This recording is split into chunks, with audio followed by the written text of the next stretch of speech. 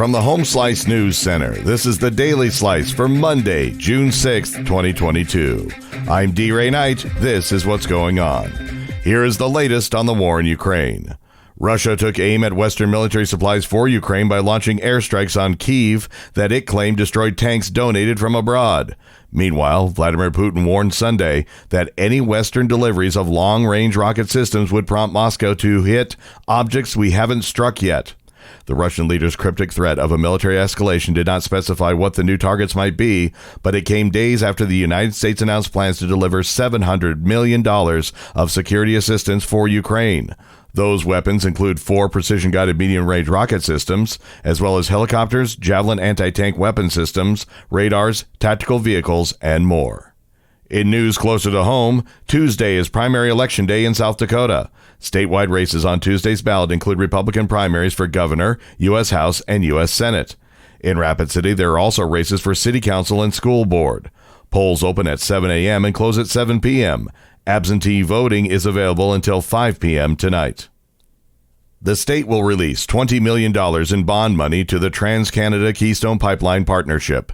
The move is another step toward dismantling the Keystone XL pipeline extension. It stalled after President Joe Biden pulled its federal permit in January of 2021. State legislators established the bond fund in 2019 to protect against any damages from the project. The State Executive Committee notes that the partnership has since sold off infrastructure needed to complete the pipeline, including tubing yards and pump stations. The partnership's attorneys wrote in a petition to the state that there was no purpose for the security bond to remain in effect. The South Dakota National Guard will host its 38th annual Golden Coyote training exercise June 11th through the 25th. This training will provide military units with relevant training opportunities in support of overseas contingency operations and homeland defense. This year, the National Guard will allow 900 service members to conduct combat support and service support missions in a realistic training environment. There will be 18 military units from 10 states participating in the exercise from the National Guard, Army Reserve, and the Navy Reserve.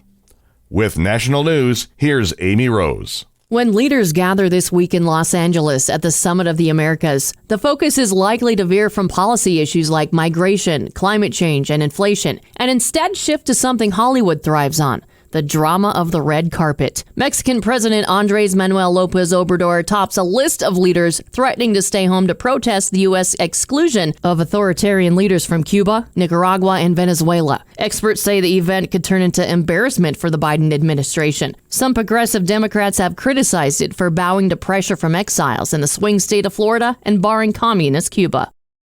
A congressional committee's hearing on the January 6th U.S. Capitol insurrection are coming up, and the public has been told to expect revelations. Over months, the panel has issued more than 100 subpoenas, done more than 1,000 interviews, and probed more than 100,000 documents. All that to get to the bottom of the attack that day in 2021 by supporters of then-President Donald Trump. Yet it's questionable how much attention the public will pay the hearing in the aftermath of the Texas school shooting and amid high inflation. Nevertheless, the House panel is making history about one of the most consequential episodes in American democracy.